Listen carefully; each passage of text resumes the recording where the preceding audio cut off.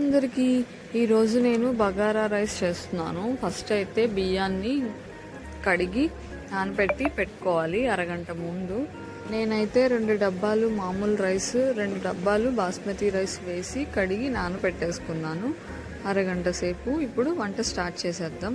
Next బిర్యానీలోకి కావాల్సిన spices అన్నీ రెడీ పెట్టుకున్నాను. తర్వాత కొత్తిమీర, పుదీనా, కరివేపాకు అవన్నీ రెడీ పెట్టుకోవాలి. తర్వాత ఉల్లిపాయ, టమాటో, పచ్చిమిర్చి ఇవన్నీ రెడీ పెట్టుకోవాలి. ఇవన్నీ రెడీ పెట్టేసుకుంటే మనం వెంటనే వంట స్టార్ట్ చేసేయచ్చు. తర్వాత బిర్యానీ వేసుకునే గిన్నె పెట్టుకొని ఆయిల్ వేసుకోవాలి. ఆయిల్లో బిర్యానీ స్పైసెస్ అన్నీ వేసేసి ఫ్రై అయ్యాక తర్వాత ఆనియన్స్ అయితే వేసేయాలి. ఆనియన్స్ కొంచెం లైట్ బ్రౌన్ వచ్చేదాకా ఫ్రై చేసుకోవాలి.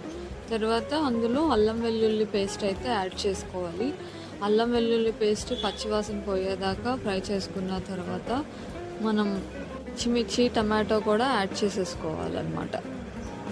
మనం తిప్పేసుకొని టమాటోస్ మగ్గేదాకా మనం ఫ్రై చేసుకోవాలి. నెక్స్ట్ మనం పసుపు, గరం మసాలా వేసి ఫ్రై చేసుకోవాలి. అందులోనే 1 టీ స్పూన్ కారం వేసుకోవాలి. ఎక్కువ వేసుకోకూడదు, టేస్ట్ కోసం వేసాను నేను.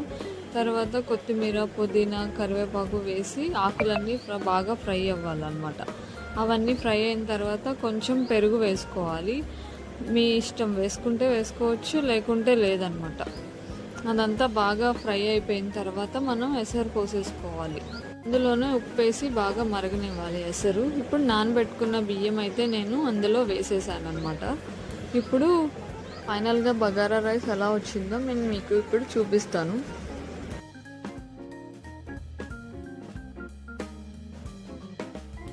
చూసారా ఎంత బాగా వచ్చిందో. నార్మల్ రైస్, బాస్మతి రైస్ 2 కలిపి వేసాను కదా, బాగా ఉడికిపోయింది.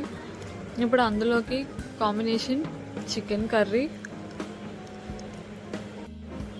ఇంకా ఉల్లిపాయ, క్యారెట్, నిమ్మకాయ సలాడ్ అన్నమాట. అండ్ ఇంకా రైతా. మీరేం చేసుకున్నారు ఈరోజు స్పెషల్? అండ్ ఈ వీడియో నచ్చితే లైక్ చేయండి.